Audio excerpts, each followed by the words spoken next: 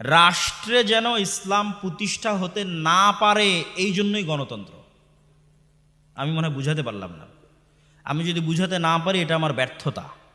রাষ্ট্রে যেন ইসলাম পরিপূর্ণভাবে শতভাগ ইসলাম রাষ্ট্রে প্রতিষ্ঠা হতে না পারে, এই জন্য গণতন্ত্র। রাষ্ট্রে ইসলাম প্রতিষ্ঠা করার জন্য গণতন্ত্র এটা না।